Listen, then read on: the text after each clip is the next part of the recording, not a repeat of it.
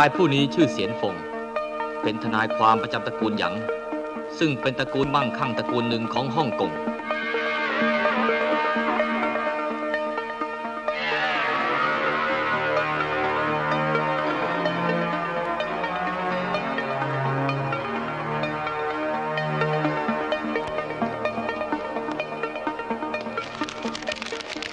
เพราะเหตุที่เสียนฟงเข้าไปสืบสวนขุดคุยหลักฐานเพื่อเล่นงานถันเซิงลูกเขยใหญ่ตระกูลหยางซึ่งได้ยักยอกช่อโกงเงินจำนวนมหาศาลของตระกูลหยางอันเนื่องมาจากเหตุนี้จึงทำความโกรธแค้นให้กับถันเซิงมาก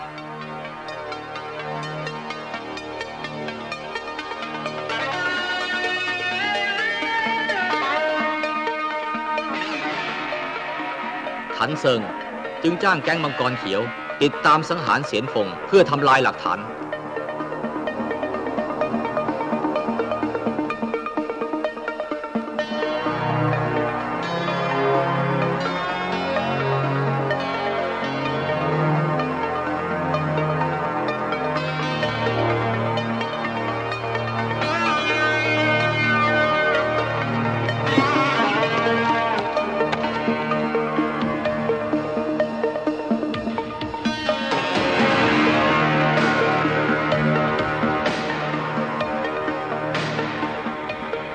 ทั้งฝ่ายตระกูลหยาง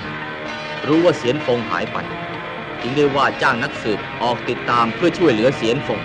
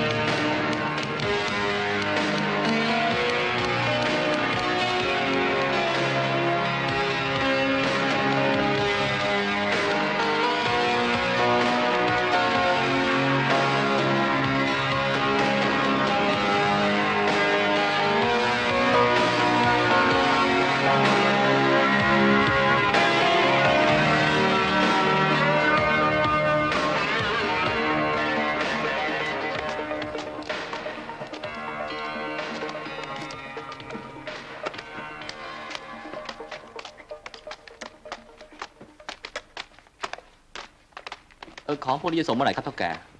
ก็เป็นวัน2 วันเนี่ยทำรายการไว้ด้วยกันแล้วกันครับเท่าแก่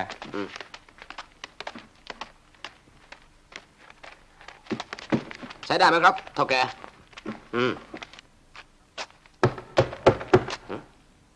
เฮ้ยเปิดประตูสิเชิญครับ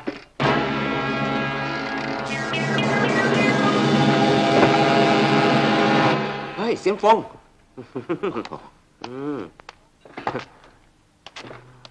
แกจริงๆด้วยนี่ไปไงมาไงกันวะเพื่อนมาถึงเมื่อไหร่เพิ่งมาถึงวันนี้เองดีใจจังวะที่ได้พบแกฉันก็ดีใจนี่มันเกือบ3-4 ปีแล้วนะที่เราไม่ได้พบกันอ่ะก็คงประมาณนั้นเป็นไงบ้างมันก็ดีขึ้นมากงั้นเหรอ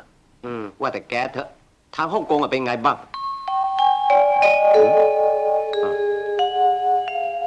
เฮ้ยเสียนฟงดูหน้าแกไม่ค่อยดีเลยนะแกมีอะไรไม่สบายใจหรือเปล่าวะฉันกำลังมีเรื่องงานเหรอเรื่องเป็นไงวะแล้วฉันจะเล่าให้แกฟังไปเข้าบ้านก่อนแล้วนี่แนนไปไหนซะล่ะอ๋อไอ้เจ้าแนนน่ะเหรอเห็นบอกว่าจะไปเรียนพิเศษบ้านเพื่อนนี่ก็พอดีโรงเรียนปิดเทอมไอ้ลูกคนนี้ขยันจริงๆว่างไม่ได้ไม่เข้าห้องสมุดก็เรียนพิเศษไอ้เรื่องเที่ยวเรื่องเตะไม่เมียนี่ไอ้พวกดิสโก้แล้วก็มันไม่เอาซะเลย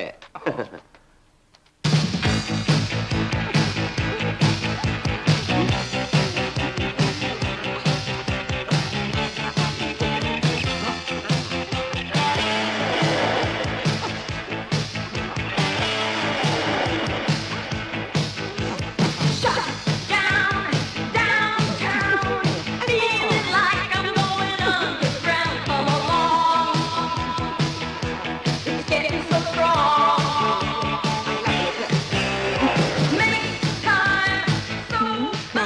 ต้นไม่กลัวผอมเลยว่ะอ้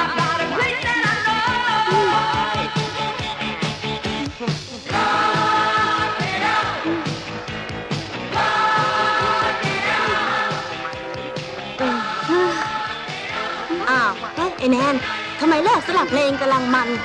เซ็งว่ะแกนี่มันอะไรกันวะดูอะไรก็เซ็งไปหมดก็ไม่รู้อะเบื่อเซ็งๆยังไงชุบกลที่จริงนะไอ้ปิดเทอมอย่างเงี้ยมันน่าจะไปเที่ยวต่างจังหวัดไกลๆบ้างโอ้ยต่างจังหวัดอะมันมีอะไรน่าตื่นเต้นวะมีแต่ทุ่งนากับคอกควายเท่านั้นอะนี่ถ้าฉันไปอยู่จริงๆนะฉันผอมหมดเลยอะแกก็ห่วงแต่เรื่องกินอะไม่เอาละฉันขอกลับก่อนบอกพวกนั้นด้วยฉันขอตัวเซ็งว่ะเฮ้ยเดี๋ยวแนน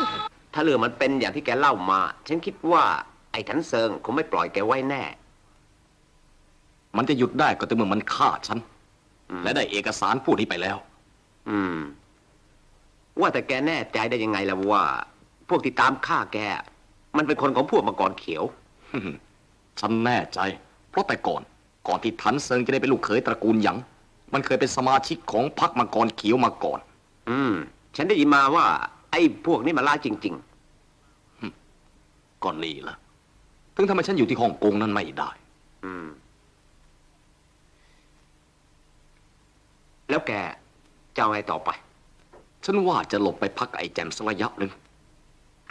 แกต้องช่วยฉันตกลงพรุ่งนี้ฉันจะพาแกไปเองแกจะไปได้ยังไงงานเขาแกทางนี้ก็เยอะแยะโธ่ก็ถ้าฉันไม่พาแกไปแล้วใครจะพาแกไปพ่อก็แนนไงล่ะพ่อ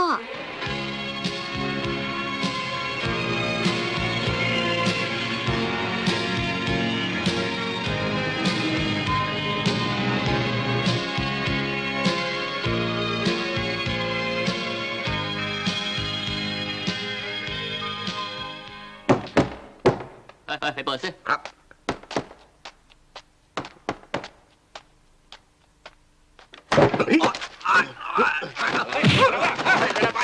แล้วใครวะนะฮะใครวะเนี่ย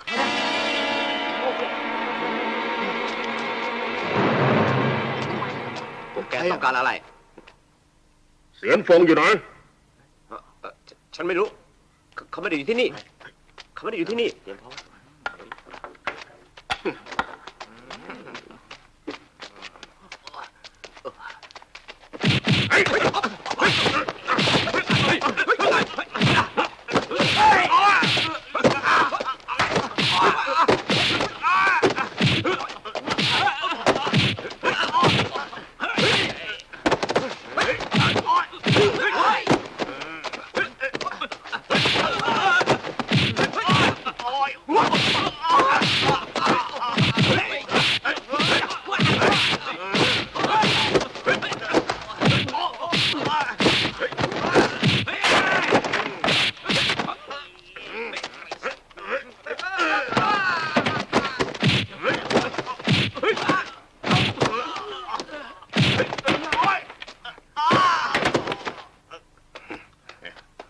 ไม่มีหลายนัด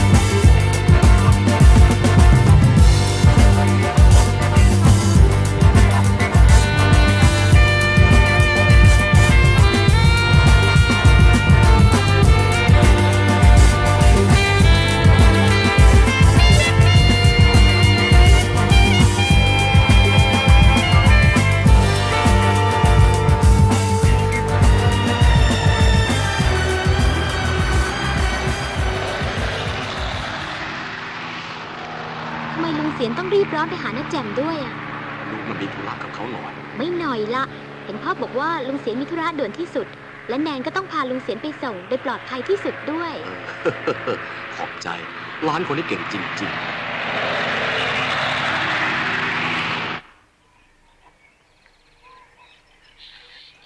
เป็นไงหนึ่งโหนงเตรียมพร้อมแล้วนะ ฮะ เอาละระวังตัวให้ดีล่ะ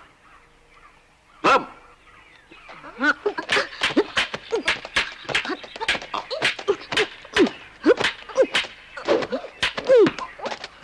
รับไปดี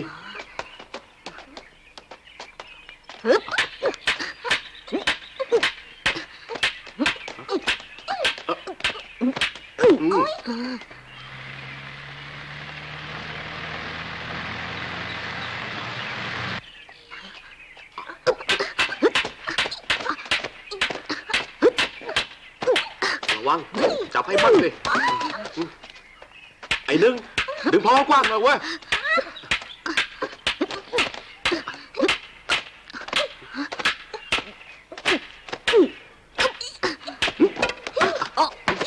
เอาลง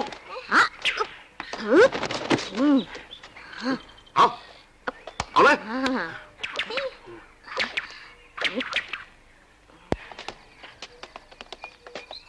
โอ้ สวัสดีครับ สวัสดีครับ สวัสดีฮะ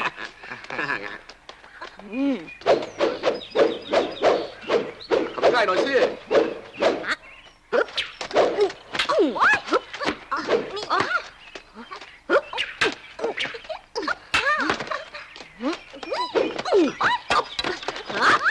นี่ดิ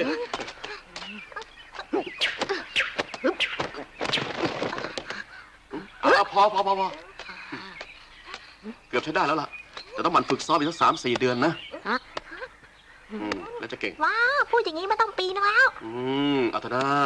ทนนิดหน่อยไปพักก่อนปะเดี๋ยวพี่ซ้อมอ่ะ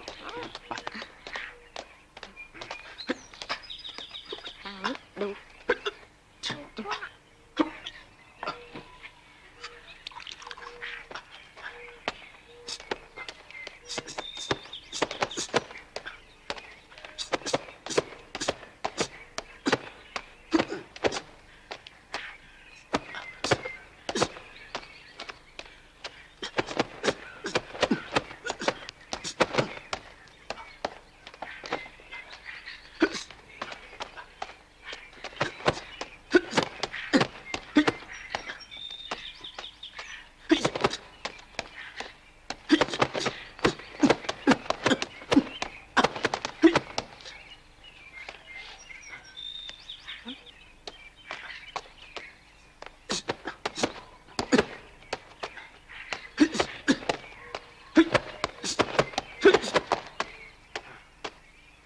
หวังว่าพวกแกคงเข้าใจนะ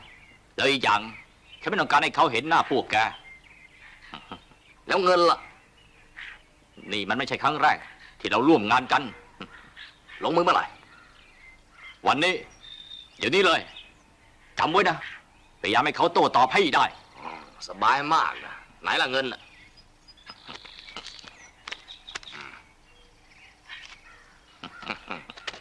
ไปว่าพวกเรา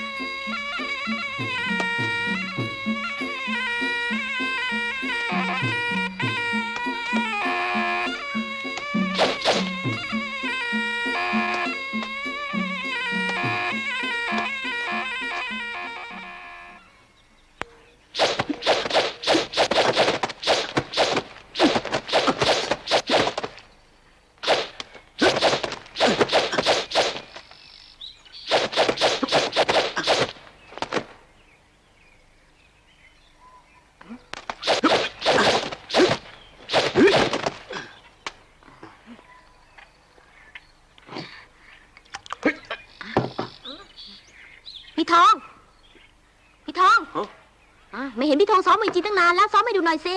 อืมนี่เอ็งสองคนเป็นคนไทยทำไมรู้จักนิยมไทยวะ ของไทยก็ชอบ ของจริงก็ชอบน่านะฮะ อืมไอ้พวกบ้าหัวจีน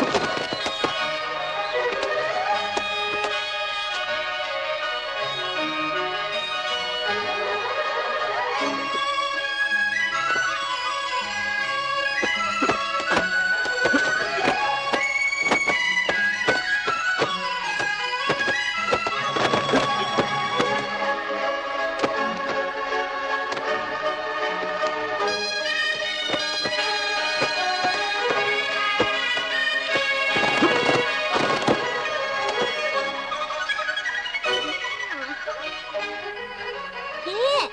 อะไรอีกอะ มัดเมาหน่อยสิพี่โอ้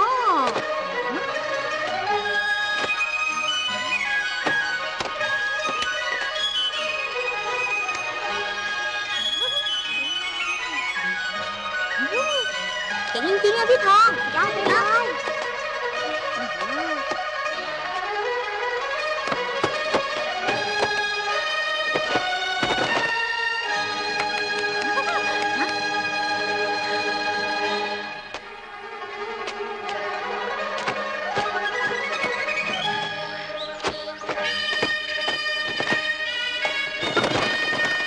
เยี่ยมเลยเยี่ยมเลย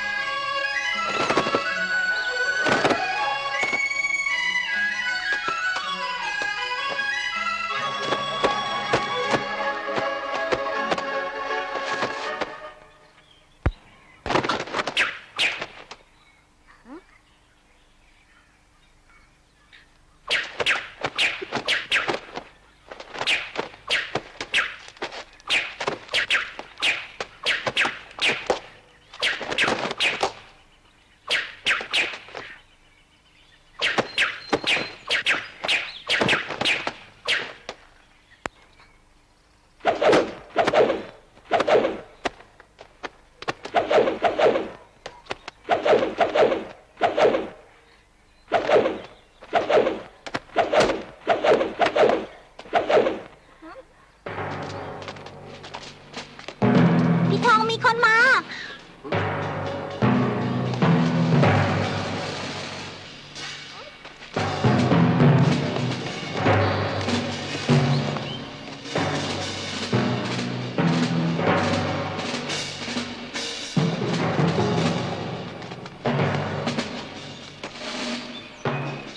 ผู้นายมีธุระอะไรหรือเปล่า ก็ไม่มีอะไรมากพวกเราหงุดหงิดอยากจะทดสอบฝีมือเล่น แล้วมันเกี่ยวอะไรกับผมด้วยเหรอ ๆนี่เกี่ยวสิก็แกเป็นคนที่พวกเราต้องการจะทดสอบฝีมือด้วย น้าเข้าใจผิดแล้ว ผมไม่ได้มีฝีมืออะไรหรอก ผมทำตามในหนังนะเห็นดาราเขาเล่นกันมันสนุกดี เฮ้ย ถึงไงก็ต้องพิสูจน์ให้ได้วะ โถนะอย่าเลยไม่ดีหรอก นี่พวกแกพูดไม่รู้เรื่องนี้ยังไงกัน แน่จริงไปต่อยกับเขาทรายสิวะโอ๊ยไงฮะเป็นไง ไอ้กระสอบทรายฮะ โอ้ยพูดกันดีๆก็ได้ทำไมต้องล้อเล่นด้วยว่าไงวะฮะ เฮ้ยทำพี่ใหม่มะแน่จริงมันเดี๋ยวกูไหมล่ะ โอ้ยนะเดี๋ยววอนแล้วไหมล่ะ อ๋อไม่แน่จริงนี่หว่าเบ๊ะจบไหมพี่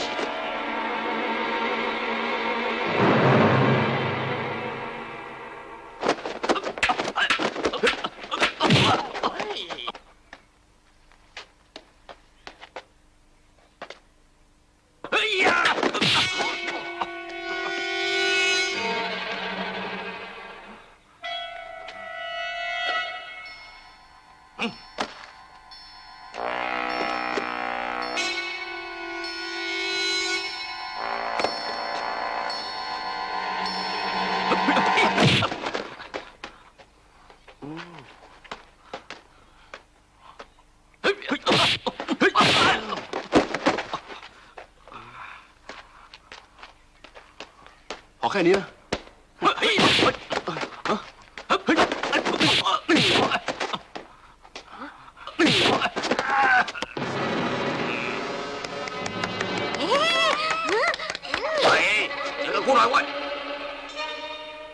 อ๋อ ดาบจีนเดี๋ยวมึงเจอดาบไทย มาสิวะสองเล่ม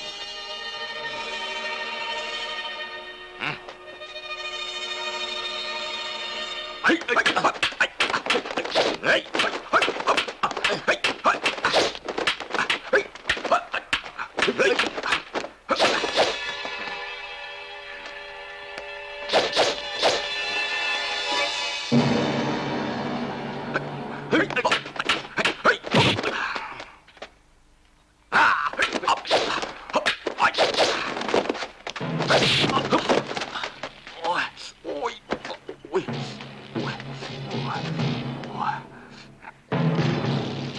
อย่างเองอะไม่คู่ควรกับดาบไทยหรอก ไอ้นงโยนพร้อมมาสิ เอาพี่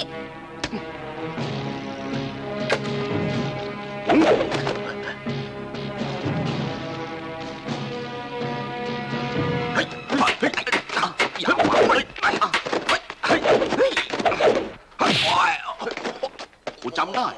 มึงเป็นคนถีบน้องกู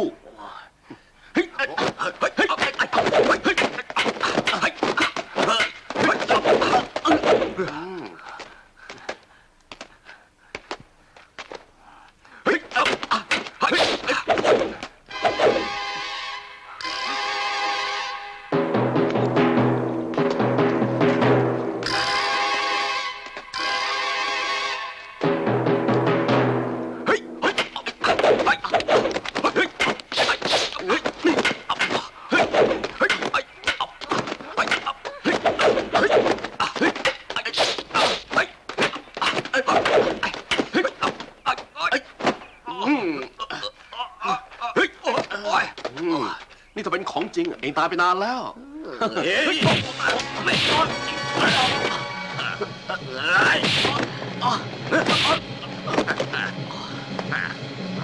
ตายตาย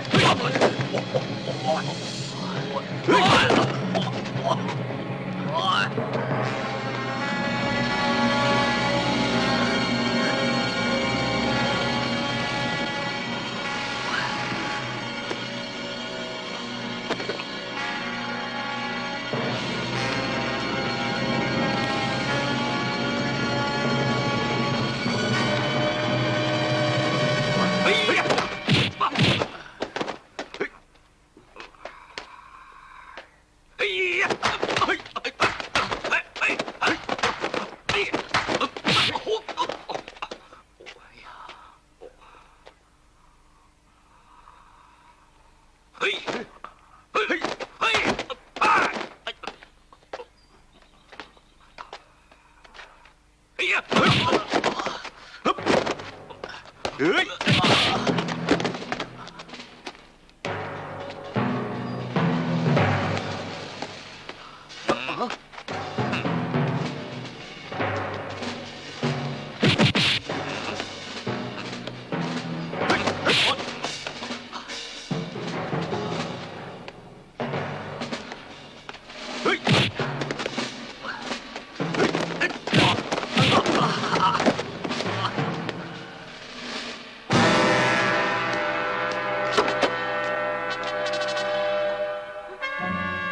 รองไทย ดีของถนัดคนฉันอยู่แล้ว มา พี่ธงระวังตัวนะ อืม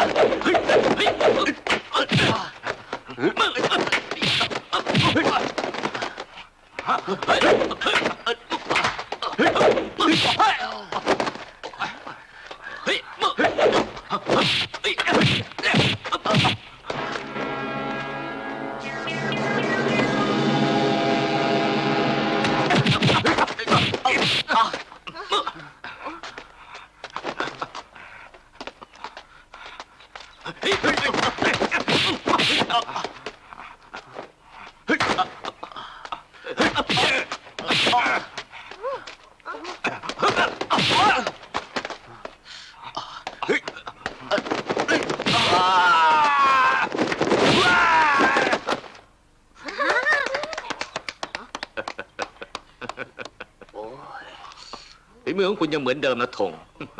เยี่ยมจริง มันต้องอาบกันแล้วกลับหายหงุดหงิดไปคราวนี้อายุมันนานน้ำใบบ่มกินไปเถอะ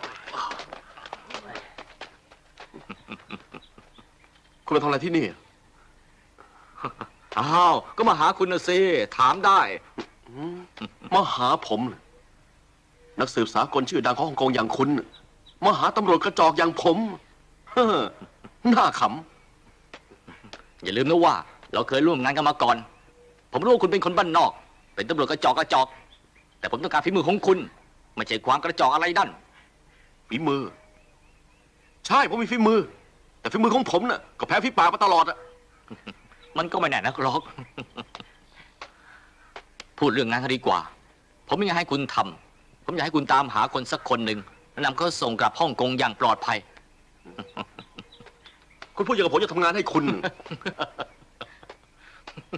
ช่วยไม่ได้ เจ้านายคุณน่ะตกลงกับผมแล้ว ข้อสำคัญ งานเนี้ยคุณจะได้เงินก้อนใหญ่เป็นค่าเหนื่อย แสดงว่าผมต้องทำงานนี้ละสิ ไอ้สองคนว่าไงอะหืม เงินก้อนใหญ่ก็จริง แต่ก็เสี่ยงมาพอกับค่าตอบแทน ข้อมูลทั้งหมดมันอยู่ในนี้แล้วเพราะว่าเงินค่าจ้างทั้งหมด ทำงานเมื่อไหร่อะ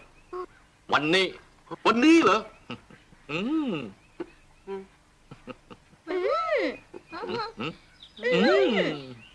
ืม มีคนอยู่หรอกคะถ้าแก่แกปิดบ้านแล้วก็ให้คนงานหยุดงานหมดเลย ไม่มีทางเจอกันได้เลยเหรอ ไม่รู้จะช่วยได้ยังไง ไม่เป็นไร ขอบคุณมากนะ ค่ะ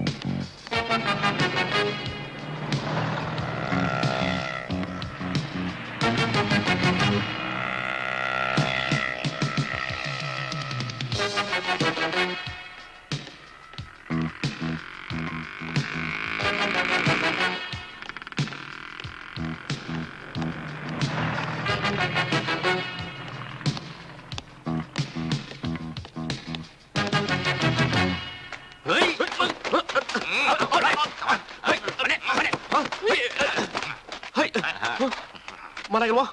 อย่าเหินนะ ฮะ เฮ้ย มีเงินเว้ยดีเว้ย ฮะอย่าแต่ต้องเงินกูนะ เสีย ไป หวงเหรอหวงมาก เสียใจด้วย เรื่องอะไร เสียใจเรื่องอะไร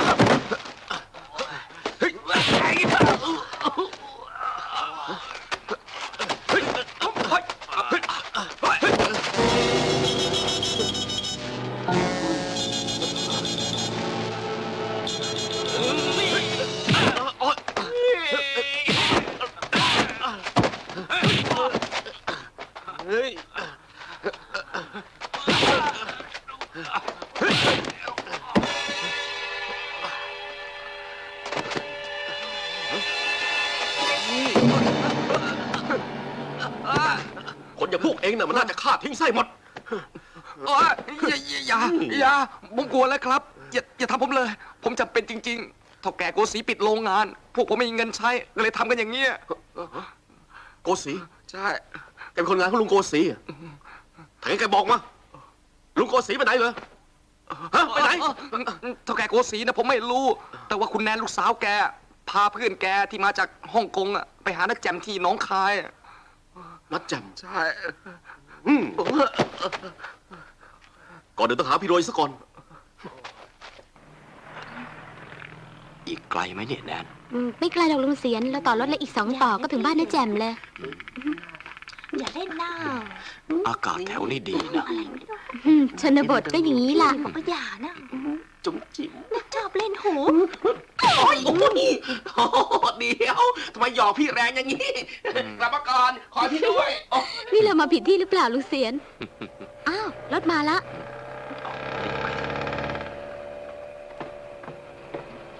เดี๋ยวเราแวะข้างบ้านเพื่อนแนนก่อน พรุ่งนี้ถึงจะมีรถไปบ้านน้าแจ่ม ได้ไม่เป็นไรแล้ว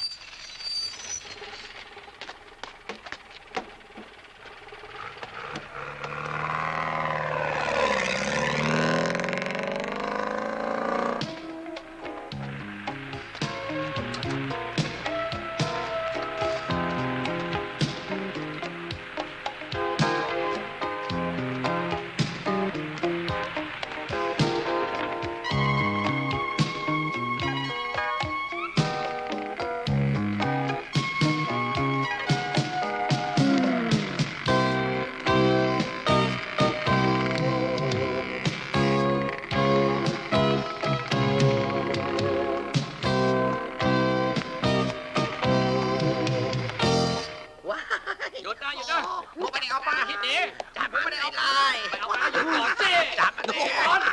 จับหยุดได้ยินไหมจับหยุดสิได้นะโอ้ยโอ้ยโอ้ยไอ้รวยไอ้รวยเลี้ยวก่อนมึงไม่จ่ายค่าเช่า7,000กูไม่ว่าแต่นี่มึงเอาเทปเอาไว้ถ่ายโยเอาแอร์กูไปขายกูทนไม่ได้จับให้ไล่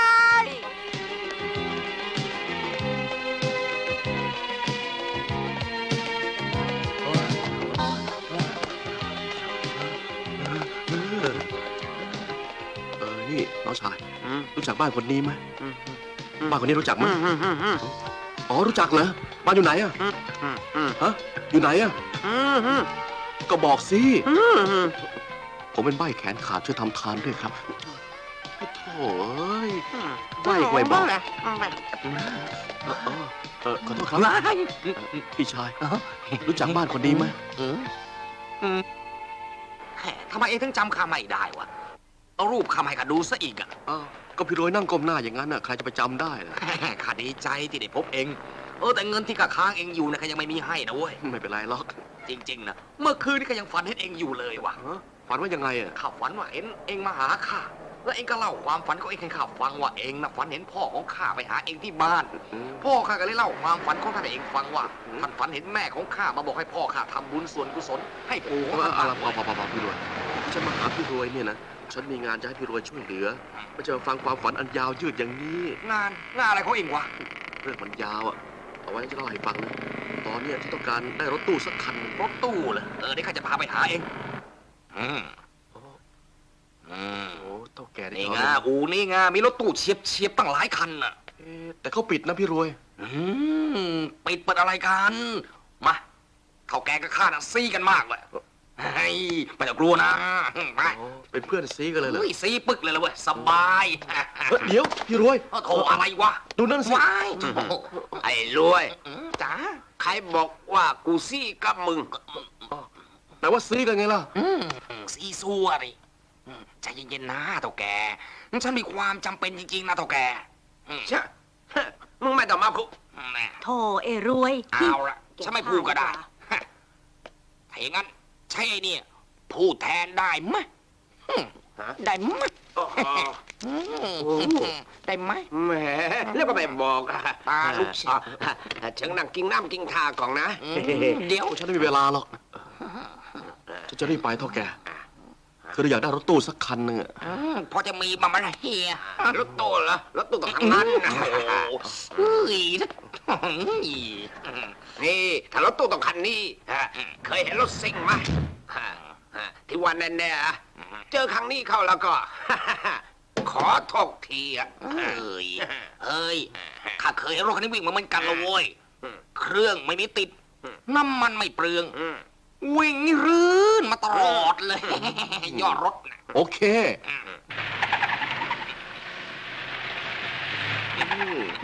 เครื่องไม่มีติด น้ำมันไม่เปลือง วิ่งอย่างเงี้ยลื่นตลอดเลย แต่ฉันรู้อย่างนี้นะ ฉันหาซื้อเกวียนดีกว่า จะโถเสียแรงคุยนะกูทำซะแล้วไม่เคยเป็นอย่างนี้ดีกว่าเฮ้ย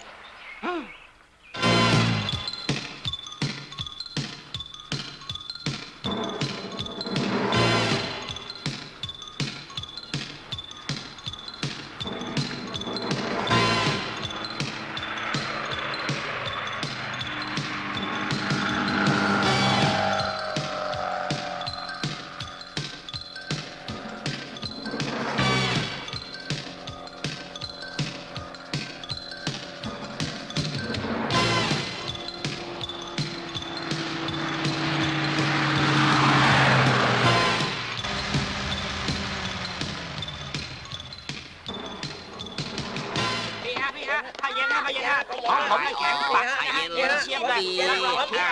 ถ้ามีของแจกกันรับแจกเป็นคนละซองเลยเอาไปอ้าวเฮ้ยกลับมาบอกซวยมันรับไปก่อนว้าย อะไรนะพี่รวย โถ่เอ้ยมันมาขายผ้าเย็นกูก็เลยแจกซองผ้าป่ามัน ไอ้พวกนี้แปลกเวะ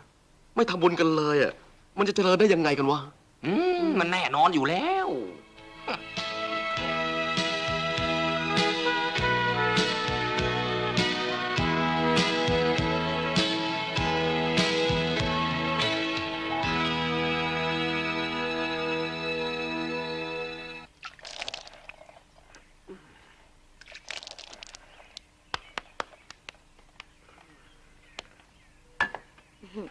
พี่แจ่มจ๊ะ ขอบใจ ค่ะอุ้ย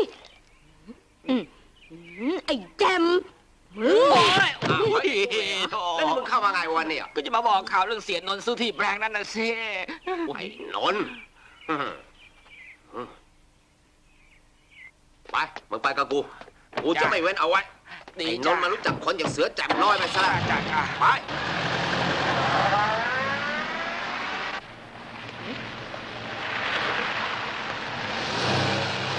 แล้วมึงทำไมไม่บอกกู ว่ากูไม่ได้นุ่งกางเกง อ้าว นี่ก็เหมือนกันยืนเซ่ออยู่ได้ ไปเอากางเกงมา พูดดีๆก็ได้ อ๋อ เสียจะไม่ช่วยทางสมาคมของเราสักครั้งหนึ่งเหรอครับ ให้ช่วยนะมันช่วยได้ แต่นี่ข้าวสารตั้ง100 กระสอบนะมันไม่ใช่น้อยๆนะ แต่ผมคิดว่ามันเป็นเรื่องจิ๊บจอยเหลือเกินสำหรับเสีย เอาอย่างนี้ก่อนแล้วกัน เอาเป็นว่าข้าวสาร100 กระสอบ ฉันให้สมาคมฟรีๆก็แล้วกัน นี่เสียพูดจริงๆเหรอ แต่ฉันมีข้อแม้อยู่ข้อหนึ่ง ฉันมีข้อแม้ว่า ข้าว100 กระสอบฉันให้ฟรี แต่ทางสมาคมต้องซื้อกระสอบข้าวจากทางเรา อุ้ยไอ้นี่ยิ่งไม่มีปัญหาใหญ่ เสียจะคิดค่ากระสอบสักเท่าไหร่ล่ะครับ ก็ไม่มาก คิดว่าเห็นแก่สมาคม เห็นแก่การกุศล ฉันคิดค่ากระสอบสัก750 บาทก็แล้วกัน อ๋อ เสีย ไอ้นนท์เอ็งทำอย่างนี้หมายความว่ายังไงวะ เอ็งก็รู้ว่าที่ดินแปลงเนี้ยข้ากำลังติดต่อขอซื้ออยู่ เอ็งมาซื้อตัดหน้าข้าเหมือนกับแกล้งข้าชัดๆ เอ็งจะเอาไงวะ เอ็งจะเอายังไง เรื่องข้าวเรื่องกระสอบผมนะครับเสี ก ย ระสอบอะไรของไป ครับไป ไป ครับไปครับ ใจเย็นๆสินะแจม นั่งก่อนกินน้ำกินท่าก่อน ข้าไม่นั่ง จะได้อารมณ์ดี ข้าไม่กิน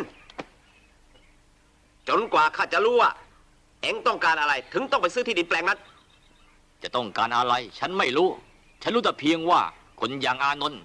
ถ้าอยากได้อะไรแล้วก็ต้องได้ ใครมีเงิน ใครยิ่งใหญ่ ก็มีสิทธิ์เป็นเจ้าของที่ดินผืนนั้นได้ อ๋อ พูดอย่างนี้ก็แสดงว่าเอ็งน่ะยิ่งใหญ่มากอะสิ นะแจมฟังนะแจม ฉันอยากได้มัน ฉันถึงได้ซื้อมันเอาไว้ แล้วตอนเนี้ยที่ดินผืนนั้น มันก็เป็นกรรมสิทธิ์ของฉันโดยถูกต้องแล้ว พอใจไหม เฮ้สั้นๆ ฟังง่ายดิฮะฟังนะไอ้นนท์เรื่องนี้มันจะไม่จบลงแค่นี้ แล้วเราจะได้เห็นดีกัน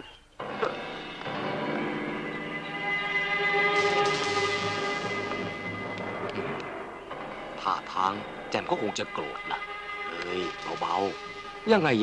เขาก็อยากเป็นน้าแท้ๆของเอง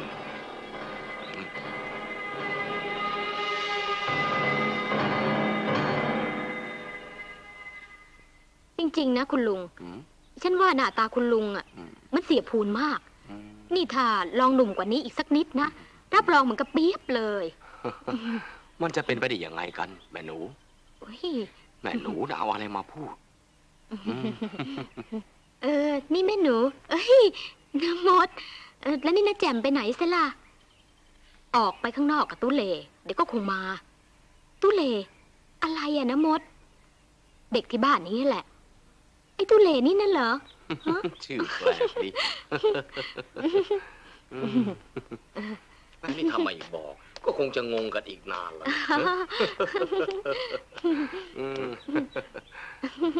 อ้าวแนน อ้าวน้าแจ่มสวัสดีค่ะ หวัดดี ไปยังไงมายังไงกันล่ะเนี่ย ก็พาลุงเสียนมาหาน้าแจ่มนี่แหละ ลุงเสียนอ้าวพี่เสียน มาถึงเมื่อไหร่เนี่ย เมื่อกี้นี่เองอะ ลุงเสียนแกมีเรื่องแกจะมาพักกับเรา ฮะพี่เสียนมีเรื่องเหรอฉันก็กำลังมีเรื่อง นี่ก็ให้ไอ้ตุ๊เลเข้าไปในเมือง ไปหาคนมาช่วย พี่เสียนอะสบายใจได้เลยนะ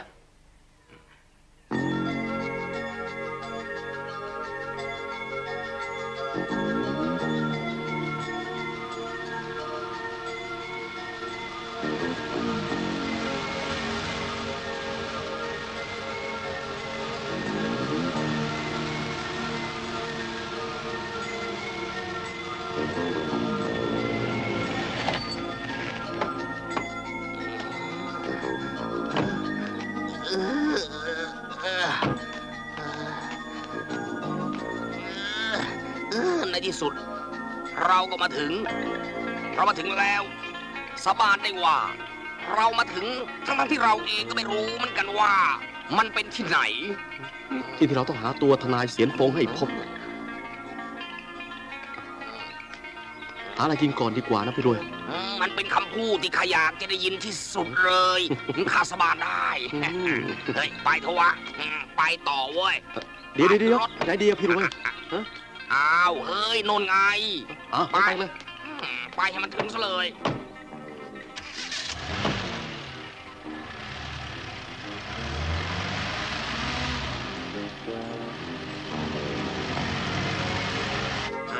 เป็นยังไงวะ ชุดนี้อ่ะ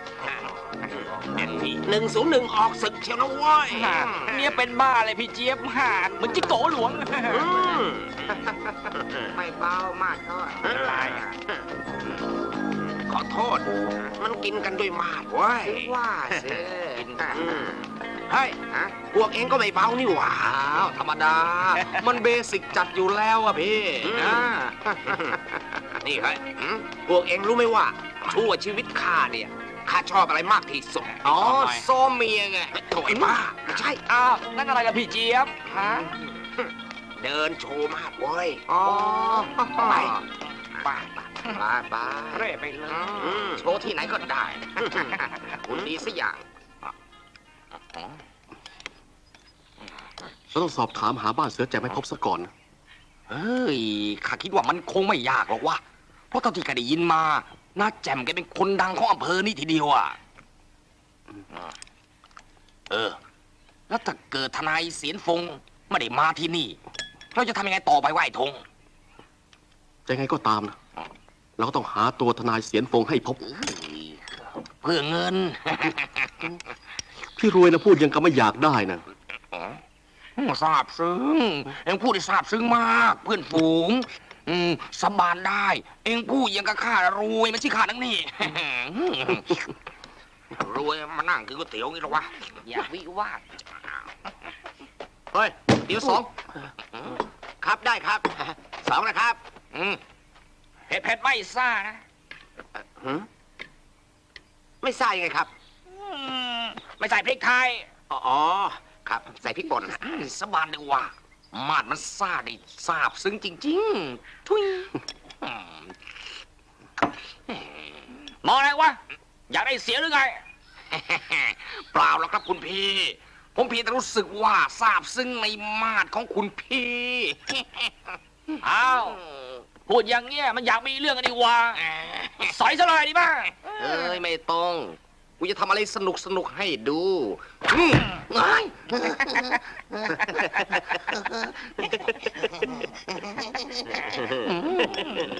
ก๋วยเตี๋ยวจืดเลยกู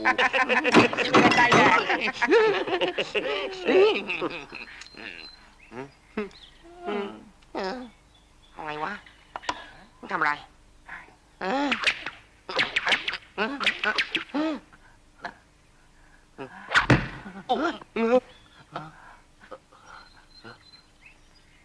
ฮ้ยของแข็งว่ะอย่าเอาอย่างนี้สวยยอดไปเลยเฮ้ยไปไหน รออยู่นี่นะ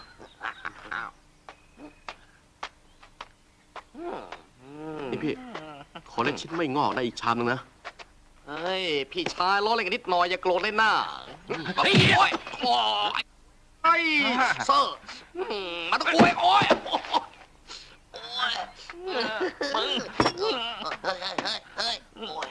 มึงทำเพื่อนกูโอ้ยก็มึงนะทำกูนึกว่าหม้อก๋วยเตี๋ยวอ๋อกูเงื้อเป็นไงบ้างวะกินขวดซีอิ๊วอ๋อมึงซุ่มซ่ามโอ้ยฝากไว้ก่อนเถอะมึงโอ้ยไปก๋วยเตี๋ยวไม่ทันได้แดกขวดซีอิ๊วมึงซะนะเซอร์ โถ่เอ้ย สบานได้นะข้าไม่เคยเห็นใครซุ่มซ่ามเซ่อซ่าไทย2 คนนี่เลย ถ้าทางเขาโกรธเราเอาเรื่องนะพี่รวย อย่าไปสนใจ ไอ้พวกชอบลองของวัยรุ่นอย่างเงี้ยเลือดกำลังวิ่ง แต่ก็โทษที อย่าสัมผัสนักสิ่งอย่างรวยนะเน่า เราเป็นคนแปลกถิ่น ทางที่ดีอย่ามีเรื่องดีกว่า เรามีงานที่จะต้องทำ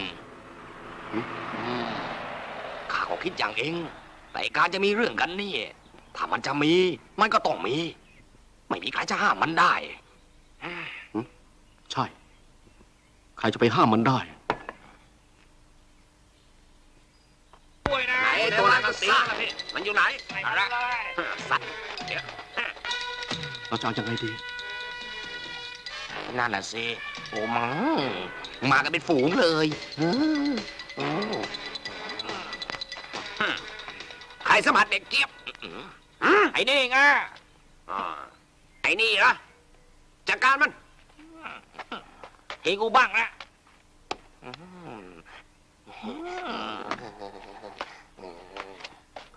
กูพาลูกพี่กูมาแล้ว มึงเอาไงกับกู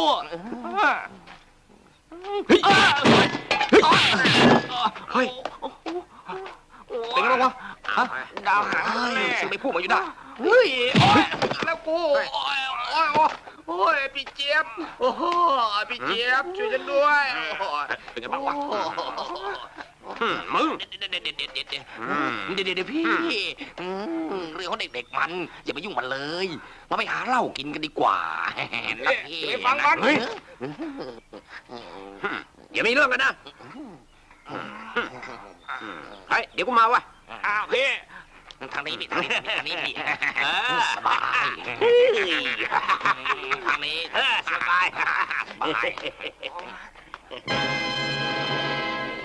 เอามันเฮ้ยเฮ้ย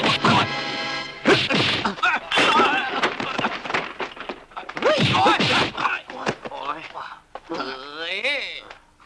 เฮ้ยอ้าวเฮ้ยฮะโอ้ย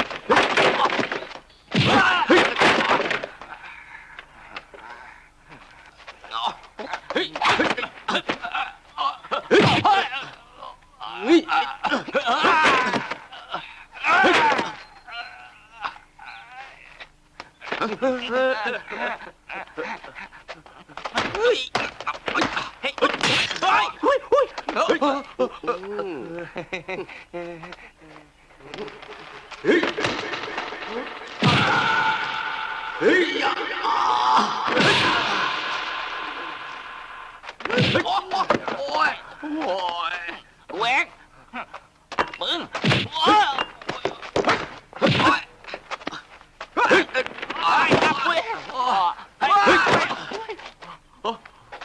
ไงเพื่อนถ้าไม่ทันวะมึงโอ้ย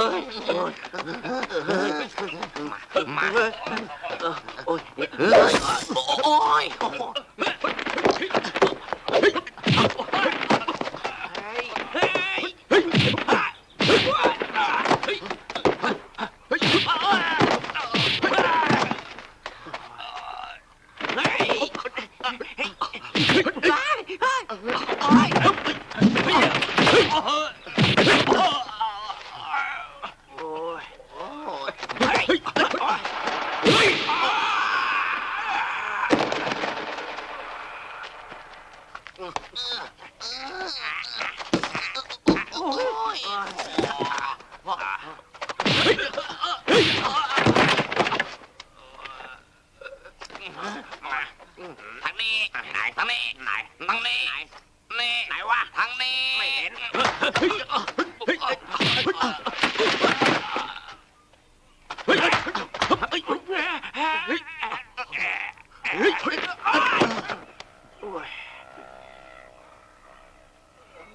โอ้ย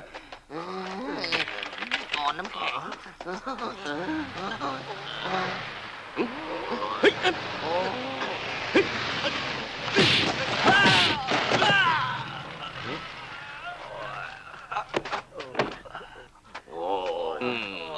ไอ้ลูกหมา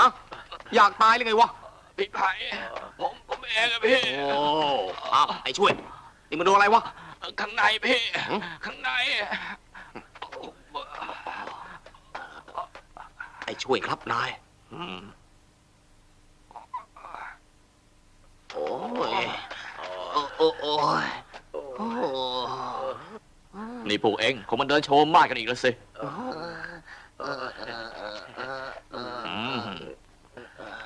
ไปกลับบ้านโชว์จนได้เรื่อง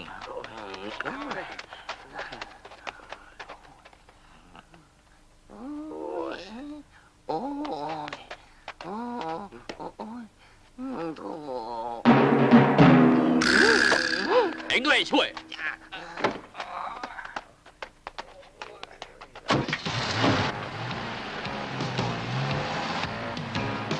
เสียงฟงแล้วพี่ด้วย ไอ้พวกนี้มันชอบหาเรื่องกับชาวบ้านอยู่เป็นประจำพ่อระเบื่อจริงๆนนท์เดี๋ยวพ่อจะย้อนเข้าตัวจังหวัดนะแล้วพ่อจะกลับมาค้างบ้านหรือเปล่ามาสิ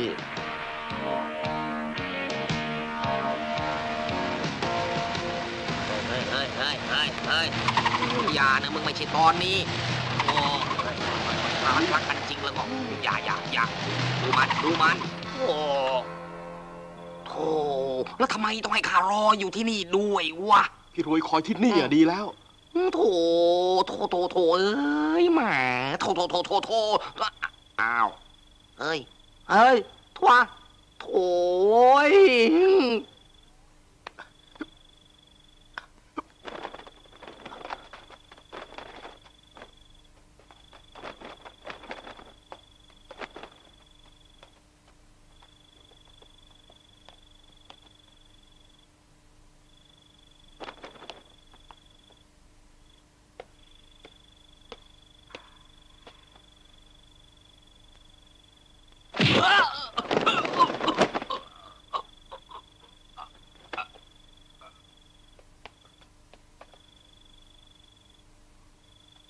ช่วยด้วยขโมยช่วยด้วยขโมยอ่ะไปทีขโมยว้ายขโมยขโมย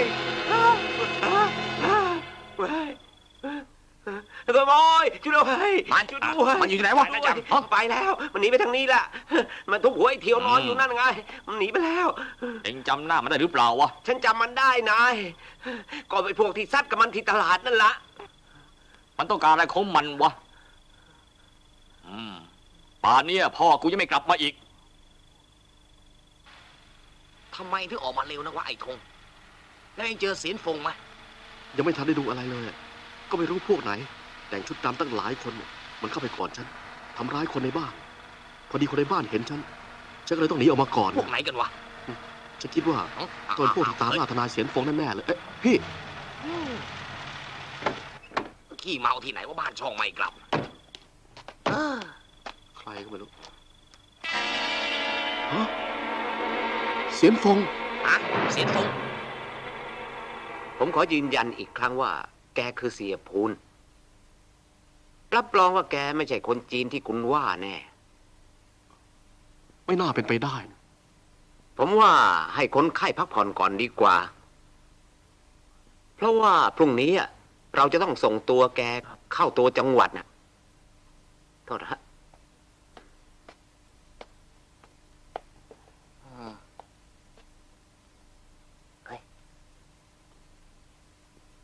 เอาไงวะธง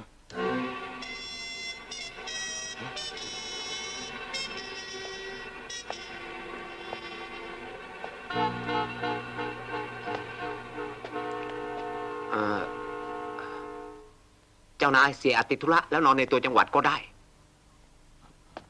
เรื่องเหตุร้ายเมื่อคืนมันทำให้ข้าสังหรณ์ใจยังไงชอบกลแล้วก็ไอ้โทรศัพท์บ้านั้นเสียซะอีก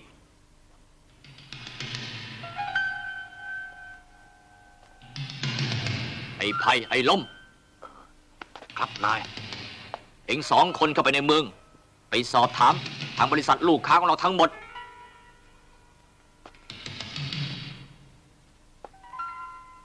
เจี๊ยบ ครับนาย เอ็งกับพวกไปเอาไอ้หนุ่มต่างถิ่นเมื่อคืนนี้มาให้ได้ถ้าอยากรู้ว่ามันรอบเข้าบ้านทำไม แล้วมันเกี่ยวกับพวกนี้หรือเปล่า ครับนาย อ๋อเดี๋ยวก่อน ซุ่มดูความเคลื่อนไหวของน้าแจ่มด้วยข้าสังหรณ์ใจยังไงชอบกล ครับนาย ข้ายังไม่เข้าใจ เท่าที่ฉันรู้ เสียนฟงมีแผลเป็นที่หัวไหล่ด้านซ้าย คนที่เราพบเมื่อคืนนี้ไม่มี อีกอย่างเสียนฟงไม่สูบซิก้า โอ้ยงง สบานได้ว่า มันมีเรื่องอย่างนี้อีกด้วย แล้วนี่เสียนฟงตัวจริงอยู่ที่ไหน โอ้ย โธ่เมื่อไหร่จะมาสักทีนะ ร้อนจะตายอยู่ละ ร้อนจังเลยโอ๊ย อ้าว หนู หล่อนอยู่เรื่อยเลย ระวังหน่อยสิจ๊ะ ทีหลังต้องระวังนะ อย่าซุ่มซ่าม มันจะติดเป็นนิสัย ค่ะ อ้าว เสร็จละ ขอบคุณมากค่ะ จำไว้นะ โตขึ้นน่ะ จะได้เป็นกุลสตรี เหมือนพี่ไง อือฮึ อ่ะ ไปได้ละ ฮะนะแจม อ่ะ มา แนน แนนช่วยค่ะ จะ อุ๊ย เอาแตกเลย ไม่เป็นไรหรอก ช่างมาเถอะ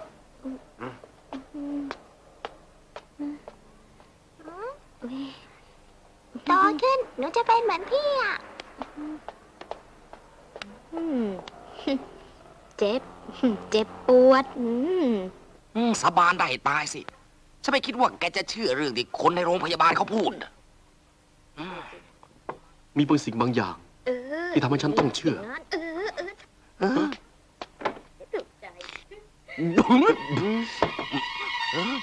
มันอะไรกันนะพี่รวยนี่ตั้งหลายครั้งแล้วนะ เฮ้ยเนอะโนไง อะไรอีกล่ะ เฮ้ย ใครกันล่ะพี่รวย นั่งลงก็คนที่พาเสียนฟงมาสิ เห็นไหม เร็ว ไป เร็วเดี๋ยวนี่ห่วงกินอยู่นะ โอ้เสียดาย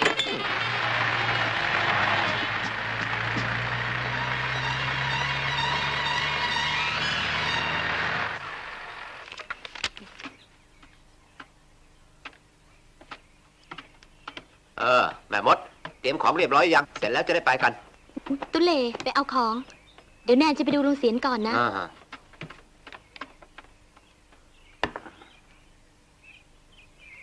ฮะลุงเสียนเป็นยังไงบ้าง เขายังชั่วหรือยัง เขาจะไปกันแล้วนะ ลุงไม่เป็นอะไรหรอกเดี๋ยวลุงจะออกไป ฮะงั้นแนนไปเตรียมของก่อนนะ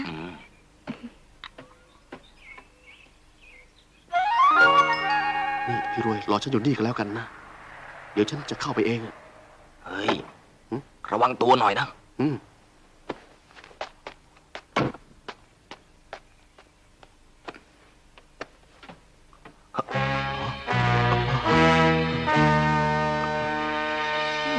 โถ่เฮ้ย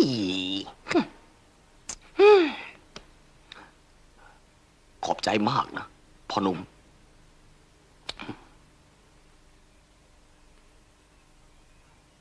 แต่ตอนนี้ลุงเสียนไม่สบายนี่ ใช่จะว่าให้พี่เสียนพักผ่อนสัก2-3 วัน เอาตกลงครับ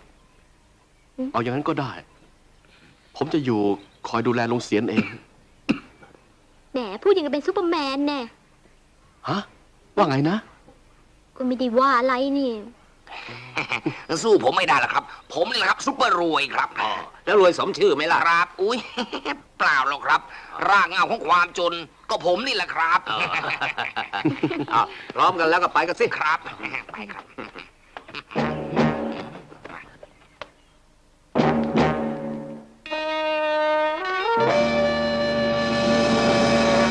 โทรศัพท์ใช้ได้หรือยังไวเจี๊ยบ ใช้ได้แล้วครับนาย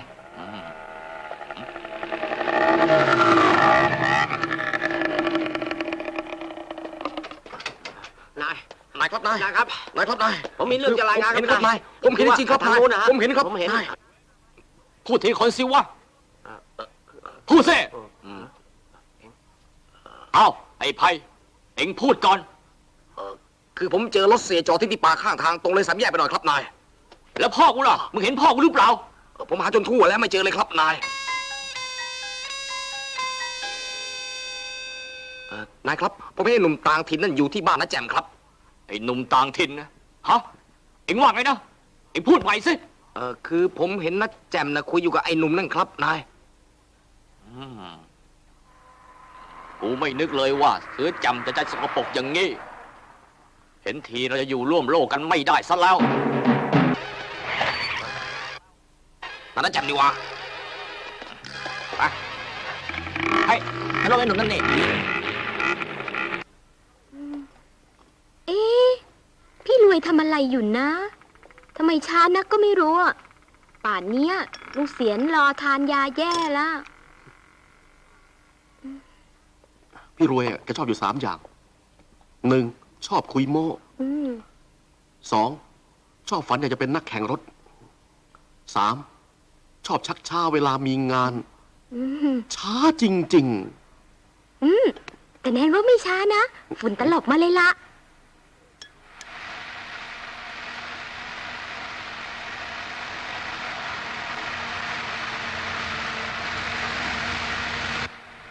เขาบ้าอะไรของเขานะ ๆ นั่นน่ะสิ เฮ้ย ไอ้ธงโว้ยเฮ้ยเร็วไอ้ธงนั่นจะถูกไอ้นนท์คุมตัวไปแล้ว เร็วถูกจับเหรอเร็ว เร็วใช่นะขึ้นมาโอ้ย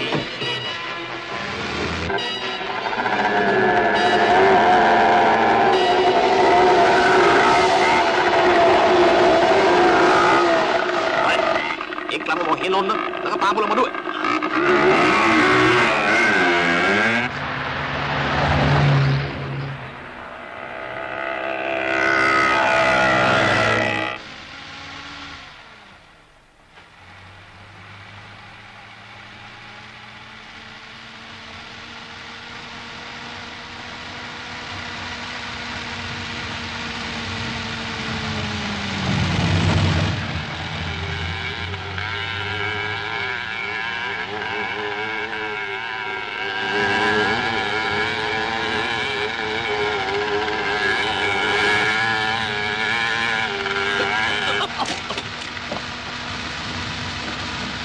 ช้าหน่อยพี่ด้วย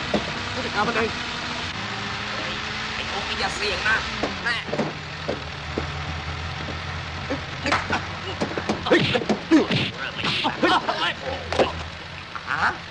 เฮ้ย ไอ้ธงโอ้อ้าวเฮ้ยยังอยู่ว่ะใจหายหมดอ้าวเฮ้ยเฮ้ยเฮ้ยเฮ้ยโอ้ไอ้ธงเฮ้ย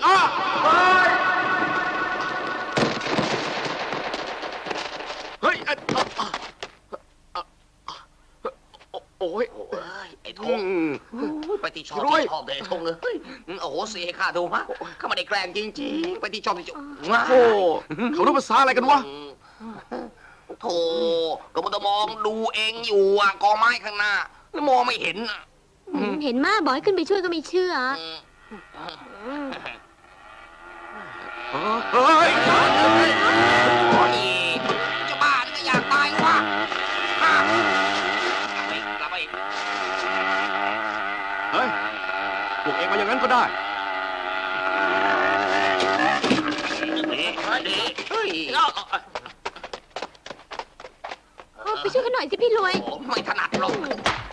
ขึ้นมาเลยเฮ้ย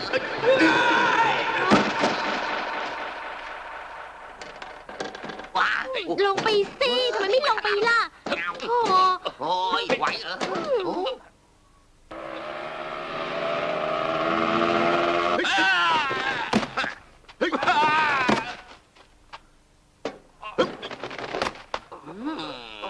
ตายไหมกระทืบซ้ำซะดีมั้ย เฮ้ยโน่น ว้า ไปก่อนเลย อยู่ไม่ได้แล้วแจ้งก่อนเถอะเร็วไปเถอะไปเถอะไอ้ธงเร็ว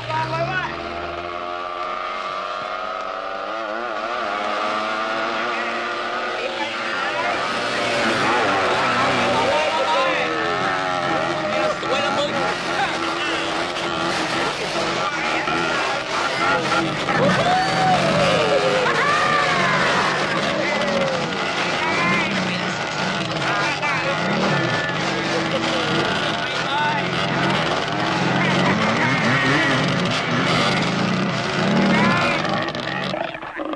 เราคนมีมารยาท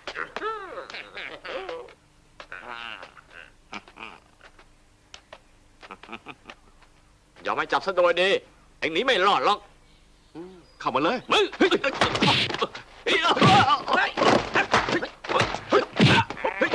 ได้แล้วเว้ยมึงเฮ้ยไป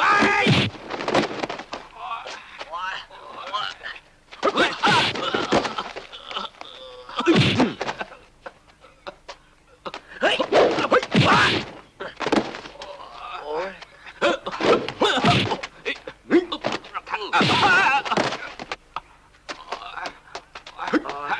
ไปโน่นนะเว้ยตามไปเถอะ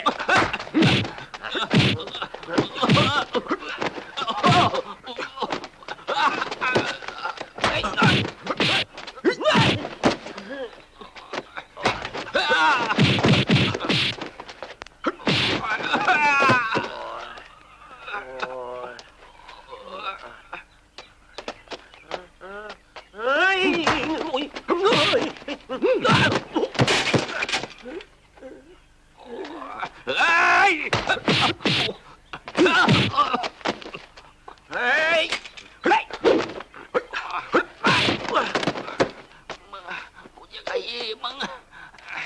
ปล่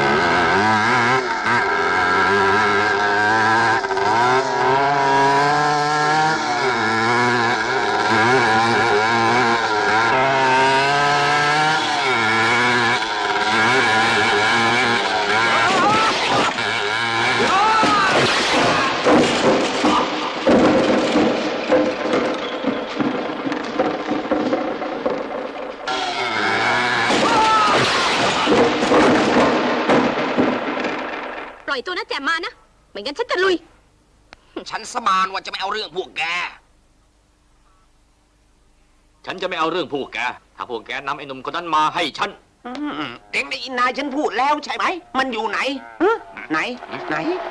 ไหน เอ๊ะ จับมันไว้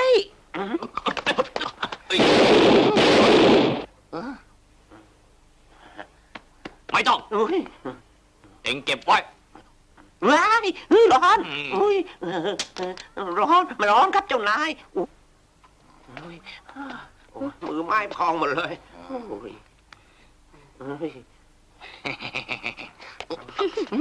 โถ่ น้าจับน้าแจมมาทำไมอะ พ่อฉันอยู่ที่ไหน ข้าบอกแล้วไงว่าพวกเขาไม่รู้เรื่องอะ ฉันรู้ เอาเสียพูนอยู่ที่โรงพยาบาล คนที่พวกแกเห็นที่หน้าบ้านน้าแจมน่ะ คือทนายเสียนฟง ที่หน้าคล้ายกันกับเสียพูนและคืนที่ฉันเข้ามาที่นี่ก็เพราะความเข้าใจผิด พอแล้ว แกไม่ต้องเล่านิทานให้ฉันฟังหรอก รู้จะเพียงว่าแต่ฉันไม่เจอพ่อฉันจะไม่ปล่อยนะแจม โทษไว้พูดไม่รู้เรื่องเหรอ เดี๋ยวก็ลุยซะเลย เฮ้ยครูก็พอไม่ต้องออกท่าโถ่เว้ย นายครับ นายครับ นะครับ เสียโทรศัพท์มาครับ ฮัลโหลพ่อเหรอ พ่อ เดี๋ยวจะไปรับ เกือบแล้วเวลาเกือบลุยซะแล้ว บุญลุยซะดีมั้งถ่อเลยไม่ได้ลั่นเลยง่ายวะนั่น นะแจม พวกเราจับคนผิดเสียแล้วล่ะ ฉันขอโทษด้วยนะ ไม่เป็นไรหรอก ถ้าข้าเป็นเองข้าก็ต้องทำงี้แหละ นะแจม ผมจะถ่ายโทษตัวเอง ผมจะคืนที่ดินแปลงนั้นให้กับน้า ไอ้นนท์เองก็ยังเป็นหลานข้าอยู่ดีอะที่เรื่องมันเป็นอย่างนี้ก็คงเพราะพ่อเองมันหน้าเหมือนกับพี่เสียนเขานั่นละ เสียเร็ว พี่รวย โอ๊ย ไปเถอะเร็ว เฮ้ย รอด้วย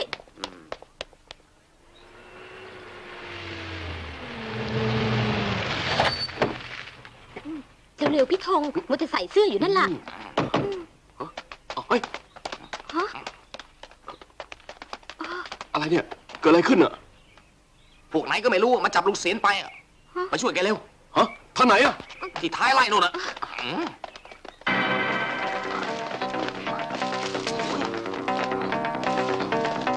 โอ้โหเฮ้ยเดี๋ยวรอด้วยสวัสดิ์โอ้ย ลุงเสียน ลูกเสียน ลุงเสียน ลุงเสียนนี่ปะ ลูกเสียน ลูกเสียนอยู่ไหนอ่ะ ลุงเสียน ลุงเสียน เร็วไป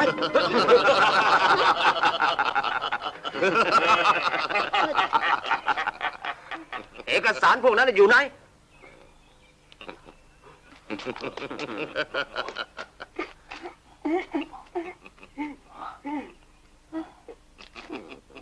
พวกเราไม่รู้ ใช่ ไม่รู้ไม่ได้ ไม่รู้ก็ต้องรู้บอกมา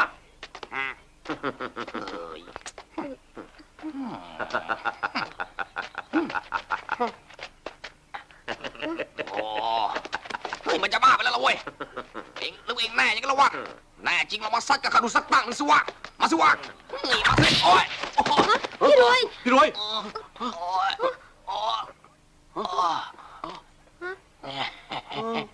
ถูกหรือเปล่าวะ เวลาอย่างเงี้ยยังจะล้อเล่นอีก ไปเร็ว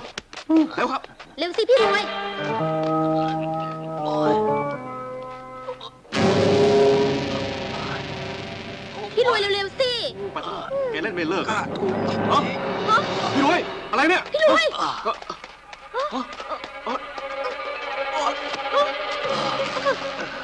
พี่รวย อะไรกันเนี่ย ฮะ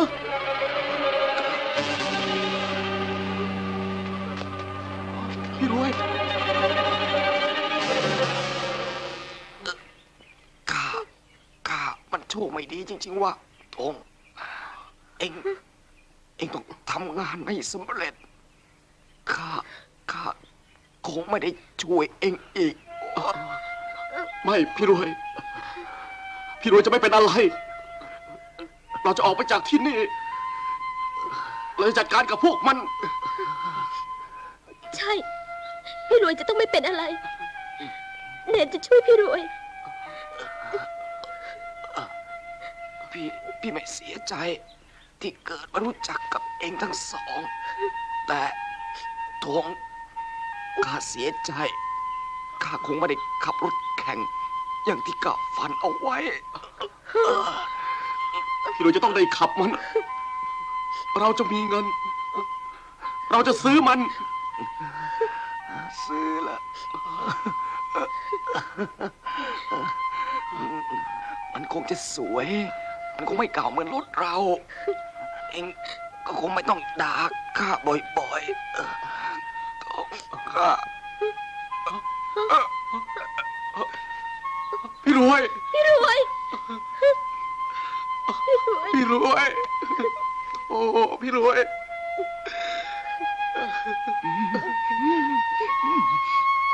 พี่รวย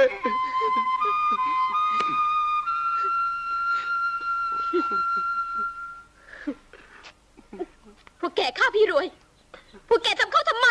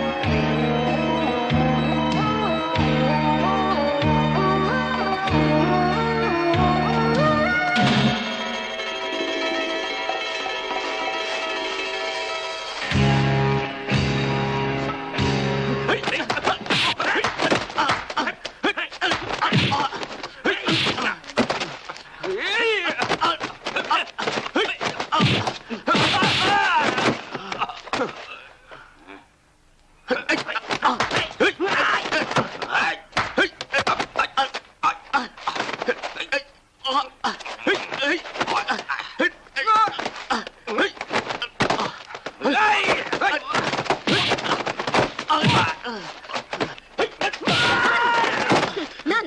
มันต้องอย่างนั้น ใช่ไหมพี่รวย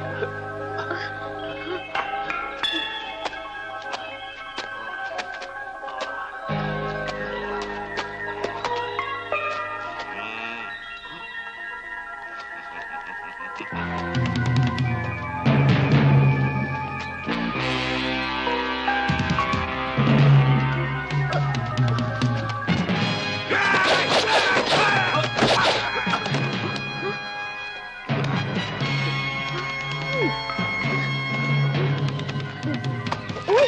ฮะพี่ทองเอาไอ้นี่ตู้มัน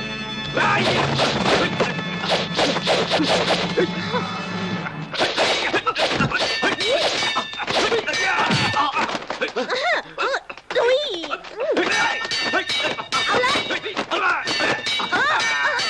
เอาเลยเอาเลย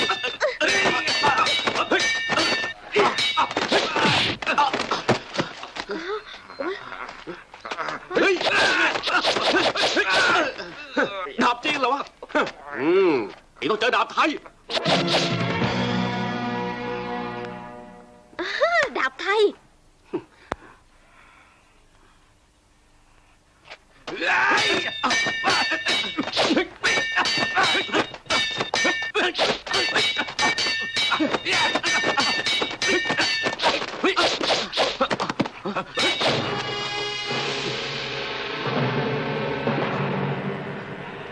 มันแค่แป๊บน้ำนะไม่ใช่ดาบ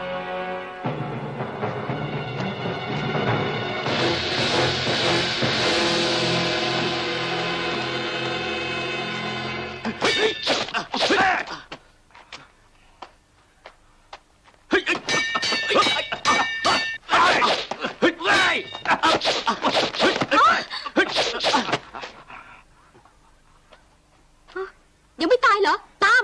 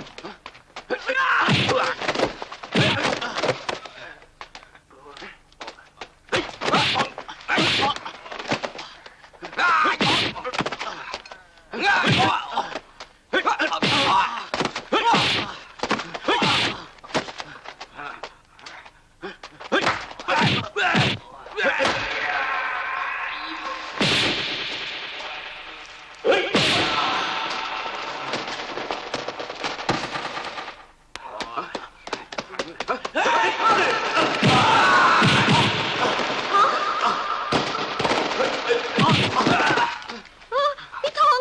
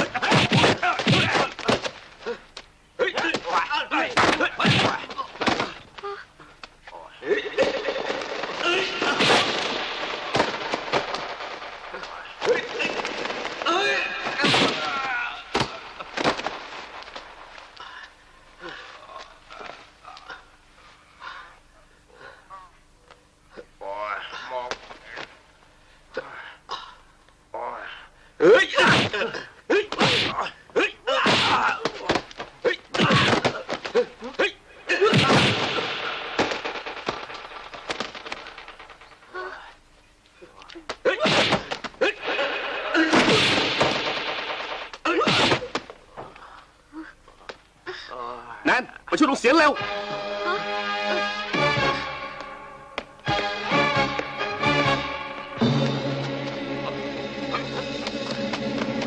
เฮ้ย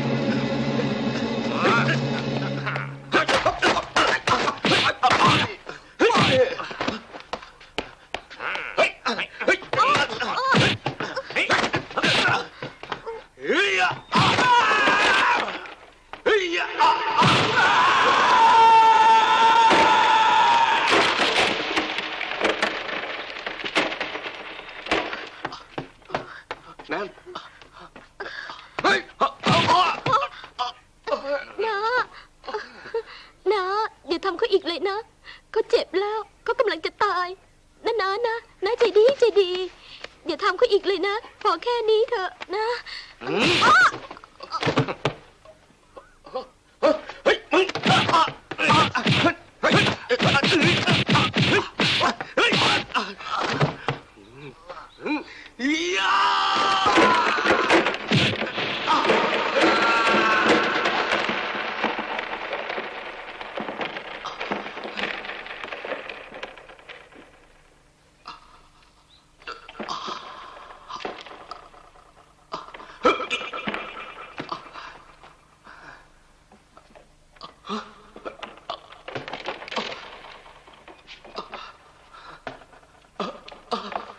แนน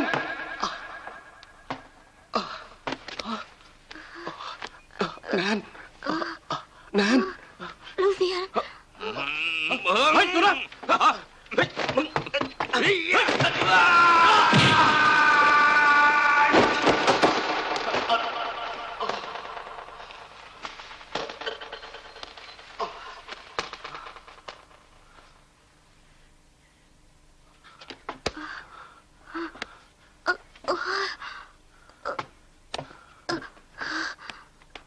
งนี้ครับทางนี้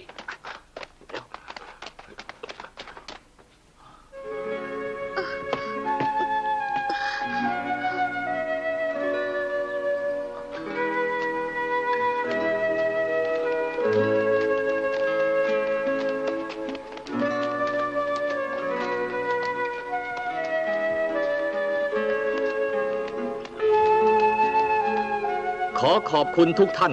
ที่ให้ความอุปการะ และนี่คือผลงานอันดับต่อไปของบริษัท PPN Production โดยทีมงาน Stuntman PPN